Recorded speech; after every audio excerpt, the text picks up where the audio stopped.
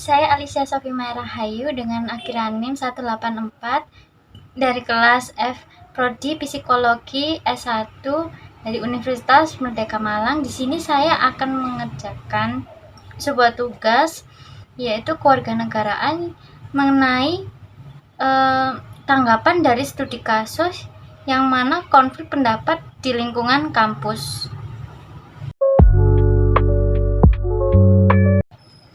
Menurut saya, dalam kasus konflik pendapat kayak gini yang di kampus, kita seharusnya pegang teguh Pancasila, yaitu sila kedua dan sila ketiga, yaitu di mana kemanusiaan yang adil dan beradab serta persatuan Indonesia. Kenapa? Karena sila kedua mengajarkan kita untuk menghargai sesama manusia tanpa memandang suku, agama, atau organisasi apapun. Jadi, saat perdebatan memanas di media sosial dengan ujarnya menyakitkan identitas kelompok, kita harus ingat bahwa setiap orang punya martabat yang sama dan pantas diperlakukan secara adil. Sementara di sila ketiga, soal persatuan itu penting banget karena konflik ini bikin suasana kampus itu jadi tegang dan saling kayak curiga satu sama lain. Padahal kita harus jaga persamaan sebagai bangsa yang beragam. Biar perbedaan pendapat gak jadi pemicu dari perpecahan, tapi malah membuat kita lebih kuat satu sama lain. Nah, sebagai seorang mahasiswa yang menjadi agen perubahan, peran saya pertama-tama adalah menjadi penengah yang netral dengan mengajak semua pihak untuk duduk barengan secara langsung di kampus dengan pikiran yang dingin. Nah, bukan cuman hanya ribut di medsos doang yang mana saling serang satu sama lain, tapi supaya biar bisa dengan pendapat masing-masing tanpa emosi meledak-ledak.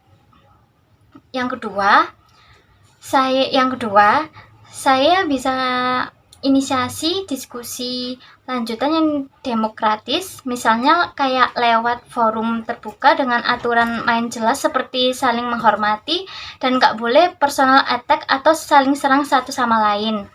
Nah, di sini plusnya itu kayak melibatkan dosen atau pembina sebagai fasilitator, yaitu yang terakhir saya akan menyebarkan pesan positif lewat cerita pribadi di media sosial atau video pendek yang mana tujuannya itu untuk bahwa perbedaan itu biasa dan bisa diselesaikan dengan cara yang damai asal kita punya niat yang baik, biar konflik ini berubah menjadi pelajaran yang berharga buat kita semua.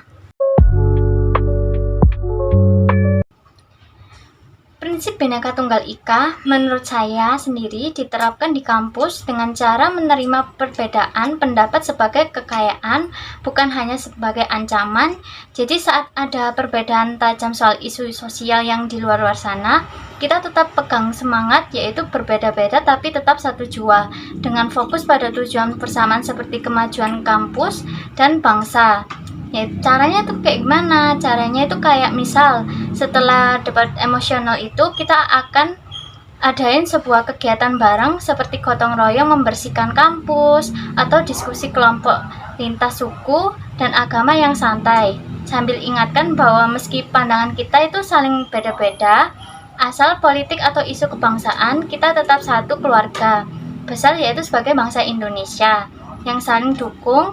Ini tuh bisa bikin suasana curiga hilang dan malah tumbuh kayak rasa persamaan yang tulus satu sama lain. Nah, untuk pertanyaan yang terakhir, kalau konflik pendapat di kampus kayak gini atau seperti ini dibiarkan terus-menerus dan berlarut-larut, nah dampak negatifnya itu bisa membuat persatuan bangsa retak dari akar.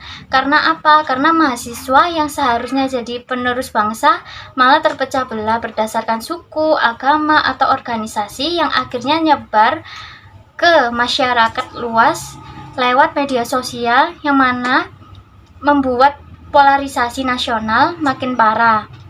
Nah, belum lagi suasana kampus yang tidak kondusif ini bisa hambat proses pembelajaran mahasiswa lain dan kurang semangat kolaborasi antara mahasiswa. Dan bahkan picu konflik fisik yang pikiri citra universitas jelek, di mana publik, padahal kita butuh generasi muda yang solid buat hadapi tantangan bangsa seperti ekonomi atau bencana alam.